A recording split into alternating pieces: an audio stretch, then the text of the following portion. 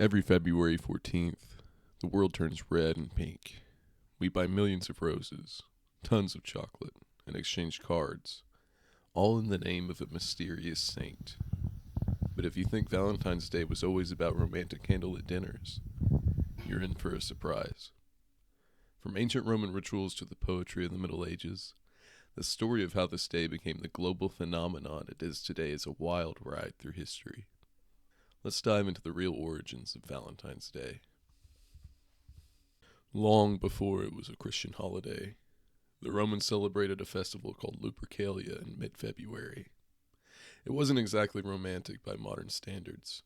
It was a fertility rite dedicated to Faunus, the Roman god of agriculture, and the Roman founders Romulus and Remus. The ritual involved animal sacrifices and Roman men running through the streets, gently slapping women with strips of goat hide. Romantic, huh? A practice believed to bestow fertility for the coming year. It stayed popular for centuries, even after the Roman Empire began its Christian transition. So how did a pagan fertility festival become a saint's day? We have Saint Valentine to thank for that. The Catholic Church recognizes at least 3 different saints named Valentine or Valentinus, all of whom were martyred. One popular legend claims that during the 3rd century, Emperor Claudius II decided that single men were better soldiers than those with wives and families, so he outlawed marriage for young men. Valentine, realizing the injustice, defied the emperor and continued to perform marriages in secret. When he was discovered, Claudius ordered him put to death. Another story suggests that while in prison, Valentine fell in love with his jailer's daughter and, before his execution, sent her a signed letter signed, "From your Valentine," an expression we still use today. By the end of the 5th century, Pope Gelasius I officially declared February 14th St. Valentine's Day, effectively replacing Lupercalia with a more civilized Christian holiday. We can't talk about Valentine's Day without mentioning its most famous mascot, Cupid. Before he was a fat, freaky, chubby little baby on a greeting card, he was a much more formidable figure. In Greek mythology, he was known as Eros, the handsome god of love and son of Aphrodite. He didn't just play matchmaker.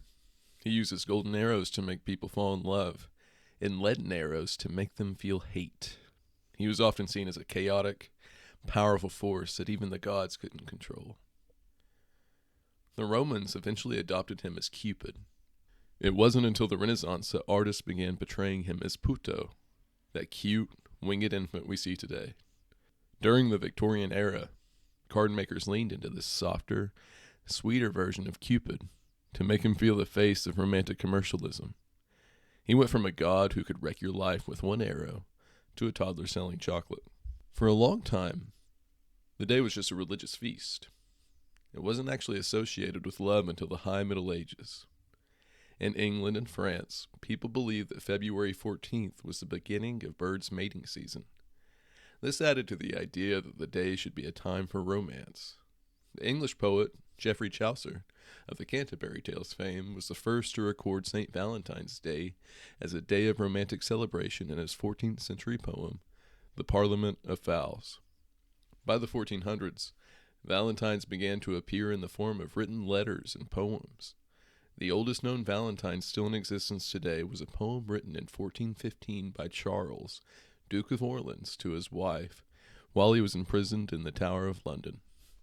In that poem he wrote, "I am already sick of love, my very gentle Valentine, since for me you were born too late, and I for you was born too soon. God forgives him who has estranged me from you for the whole year. I am already sick of love, my very gentle Valentine." Well, might I have suspected that such a destiny thus would have happened this day? How much that love would have commanded. I am already sick of love, my very gentle Valentine. Fast forward to the 18th and 19th centuries. With the Industrial Revolution came mass-produced greeting cards. In the 1840s, Esther A. Howland, known as the Mother of the Valentine, began selling the first mass-produced Valentines in America, decorated with elaborate lace and ribbons. Today, it's a global industry, but it's not the same everywhere. In places like Japan and South Korea, The tradition has a twist. Women give chocolates to men on February 14th, and the men return the favor a month later, on White Day. Now, as an aside, I actually used to live and work in Japan, and every Valentine's Day, the women in my office would bring me chocolate, which was kind of nice, but I had to return the favor a month later. So when you celebrate today with your loved ones, or even with your friends, you're celebrating a holiday that's been in development for over 2,000 years. And regardless of how you celebrate, right, whether that's giving some Valentines to a friend, or taking your girlfriend out to dinner, having a nice night out with a wife, or just staying home by yourself, eating boxes of chocolate. And for those who truly want to honor the religious spirit of Valentine's Day, travel to Rome, where you can see the relics of Saint Valentine to this day. I'm Barbarian Herodotus. Follow for more history, theology, and masculine virtue.